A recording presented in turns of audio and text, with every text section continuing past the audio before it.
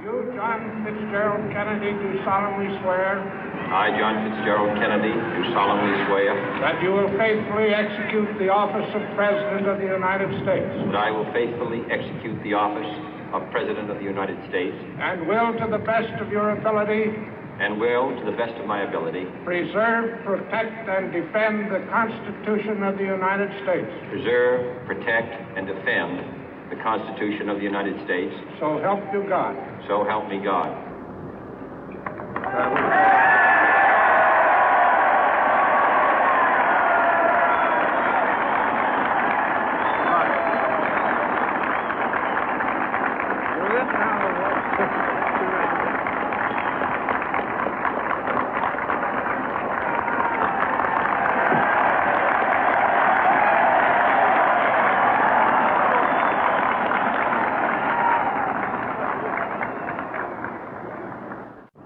Vice President Johnson, Mr. Speaker, Mr. Chief Justice, President Eisenhower, Vice President Nixon, President Truman, Reverend clergy, fellow citizens. We observe today not a victory of party, but a celebration of freedom, symbolizing an end as well as a beginning, signifying renewal as well as change. For I have sworn before you and Almighty God the same solemn oath our forebears prescribed nearly a century and 3/4 ago.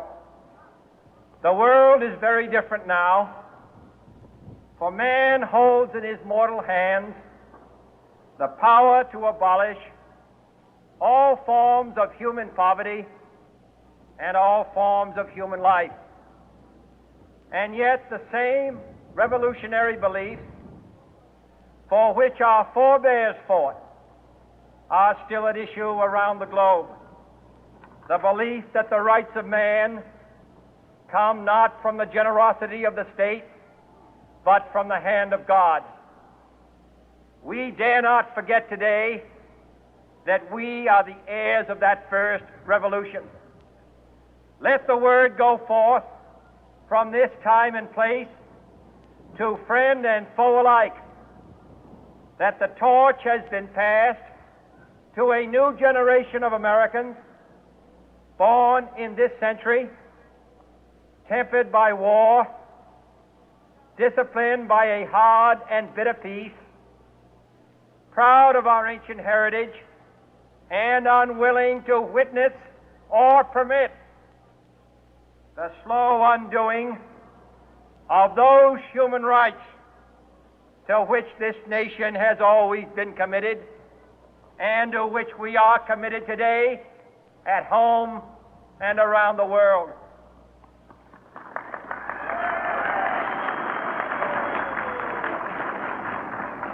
Let every nation know, whether it wishes us well or ill, that we shall pay any price, bear any burden, meet any hardship, support any friend, oppose any foe to assure the survival and the success of liberty.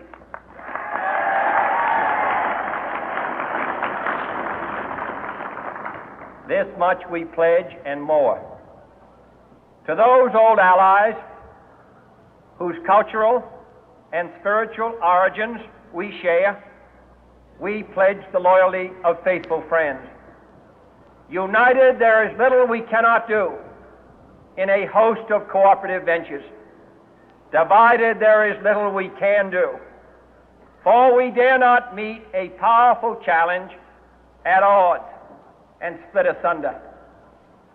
To those new states whom we welcome to the ranks of the free, we pledge our word that one form of colonial control shall not have passed away, merely to be replaced by a far more iron tyranny.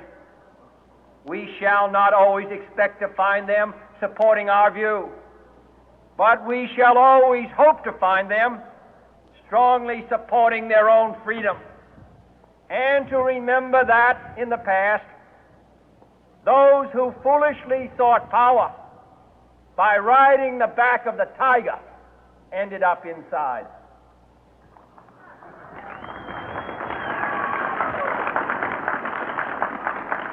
To those people in the huts and villages of half the globe struggling to break the bonds of mass misery, we pledge our best efforts to help them help themselves for whatever period is required, not because the communists may be doing it, not because we seek their votes, but because it is right.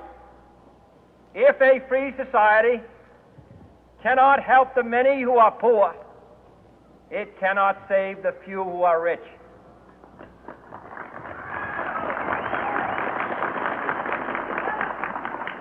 To our sister republics south of our border, we offer a special pledge to convert our good words into good deeds, in a new alliance for progress, to assist free men and free governments in casting off the chains of poverty. But this peaceful revolution of hope cannot become the prey of hostile powers. Let all our neighbors know that we shall join with them to oppose aggression or subversion anywhere in the Americas. And let every other power know that this hemisphere intends to remain the master of its own house.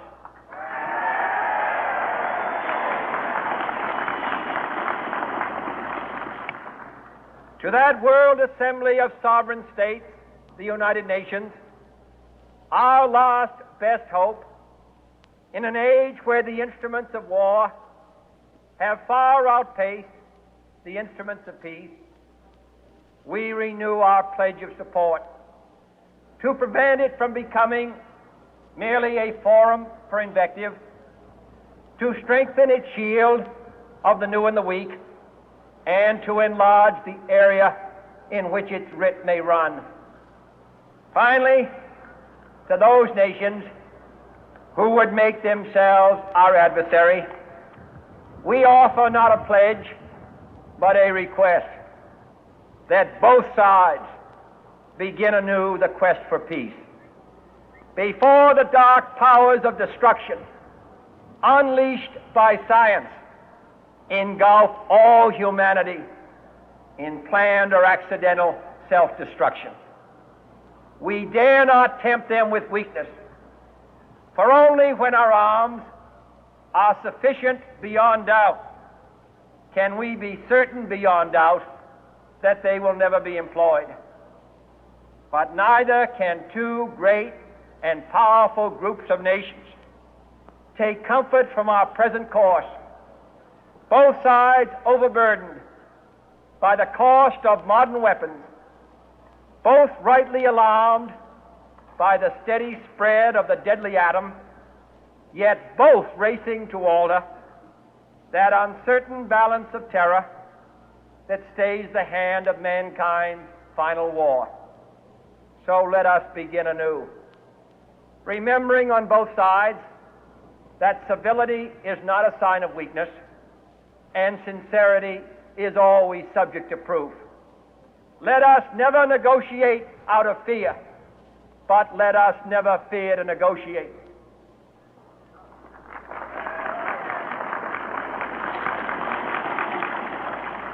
Let both sides explore what problems unite us, instead of belaboring those problems which divide us. Let both sides, for the first time, formulate serious and precise proposals for the inspection and control of arms, and bring the absolute power to destroy other nations under the absolute control of all nations.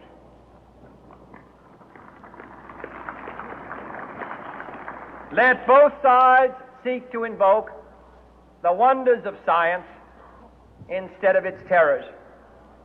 Together, let us explore the stars, conquer the deserts, eradicate disease, tap the ocean depth, and encourage the arts and commerce.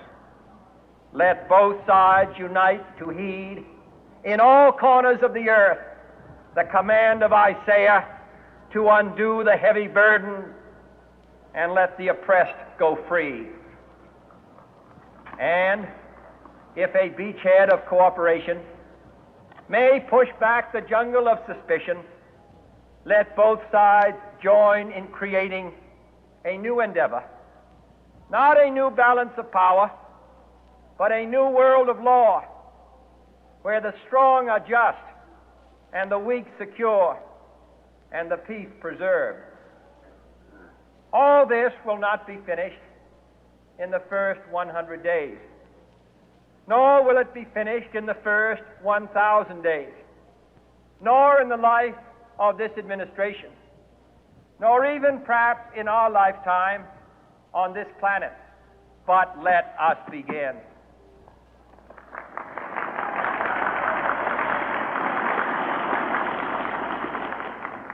In your hands, my fellow citizens, more than mine, will rest the final success or failure of our course.